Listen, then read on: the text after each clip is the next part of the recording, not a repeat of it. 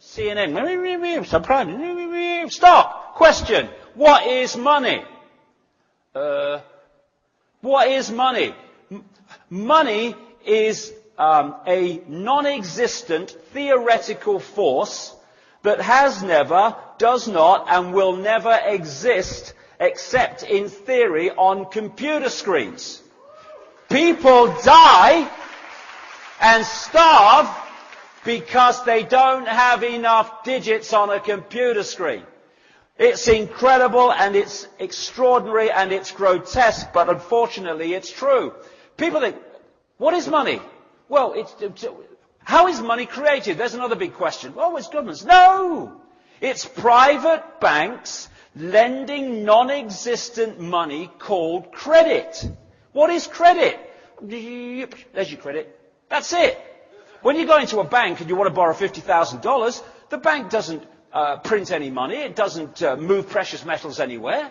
It types into your account $50,000, and from that moment, you start owing it not only $50,000, but the interest on the $50,000. And if you can't pay that back through no fault of your own, because the banking system has done what it's just done and you lose your job so you can't pay them back, they get your wealth that does exist, your home, your car, your business, your land.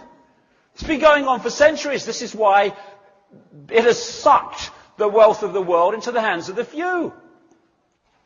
What is an economic boom? It's when there's lots of units of exchange, money in circulation, creating lots of economic activity, which causes people to have confidence in the economic situation. In those times, they get more and more in debt because they're so confident. Or we can have a bigger house, a bigger car, 2 vacations, and all the rest of it. And the banking system, controlled by the same people and coordinated by the same people, have put that out there. Fishing line out. Lots of credit. Hey, what do you mean you earn, $2 an hour? You want a $500,000 mortgage? No problem. Here you go. Gotcha out there. It doesn't matter. We're getting the house eventually anyway. And then what they do is they take money out of circulation. They're pulling the bloody line in now. And as they take money out of circulation, oh no, we've got a credit crunch, we can't make loans and give you any more money that doesn't exist and charge you interest on it. Oh no, it's real serious. We haven't got a problem though, because they'll bail us out, because we control them, you see.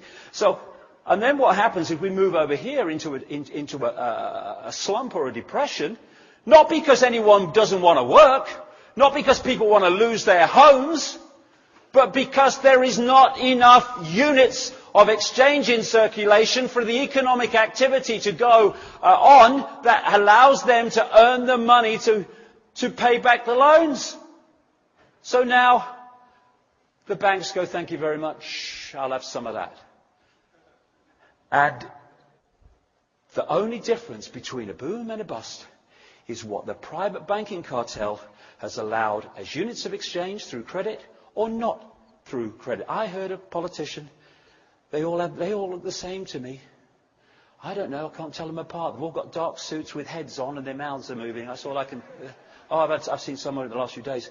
Someone yesterday, some politician or other, said that they had to bail out the banks here with more debt for the people who've already been screwed by those they're supposed to get out of trouble.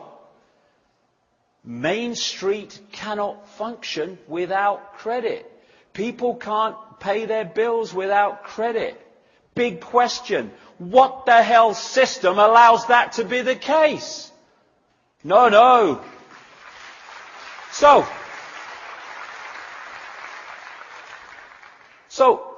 this money thing is in the DNA of society. Controls choice and all the rest of it. It controls whether we have shelter or no shelter, and the few control it. So we have Greenspan, starts the old subprime going under his watch and stuff, and off it goes. But the point is, all these banks are being taken over by other banks, and people think, oh, it's terrible for the banking system. Lehman Brothers has gone. Merrill Lynch has been taken over by Bank of America. Oh my God, what's happening? Oh, Bear Stearns. Oh, it must be terrible. No! It's terrible for the people in those banks that lose their jobs, yeah. Have families to look after. But it ain't terrible for the system. Because this network of people own the game. And although the faces within the game may change, the people controlling the game do not change. So they never lose. Oh, Merrill Lynch has gone down. Oh, we own Bank of America. Fine, there we go. This is how it works. God, people only realized in that area of society that doesn't look at this. So, like I say, these own the banking game. And what goes on inside it, they still own it. They still control it. And they want a world central bank. And they've just taken enormous strides towards it at the expense of the harmony, the peace, and the lives of people.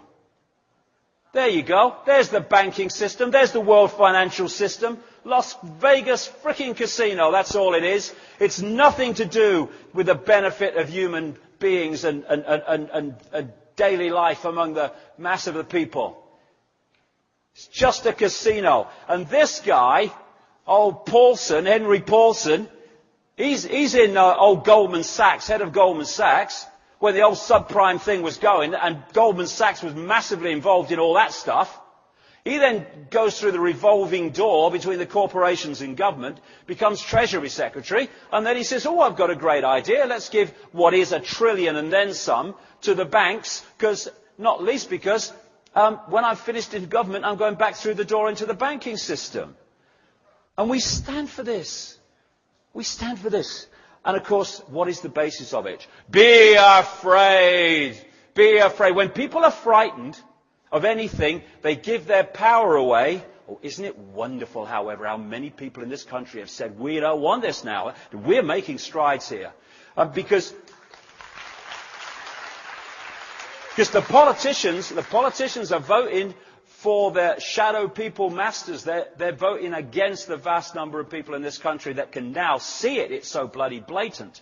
But when people are in fear, they give their power away to that which they think could save them from what they fear. And this embarrassing statement to the nation the other day from Bush, I thought someone had stuck something up his bum, his bloody eyes. You look terrified.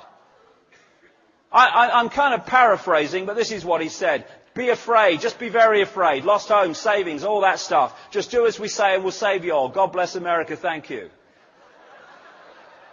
And that was it. Totalitarian tiptoe. This is another technique of manipulation. You know you're going there, but you know if you go in one leap, the change in society is such that people go, what's going on? What's going on? So you go in as big a leap as you can get, but not too big that you get a big reaction through the change that takes place. And from here, you know where you're going and you just go in steps. That's how a free trade zone became a centralized fascist dictatorship, which is what the European Union is. And interestingly, the European Union was created from the start through an organization called the Pan-Europa Movement, which was headed and is still headed to this day by one of these elite bloodlines going back to the ancient world, the Habsburg dynasty.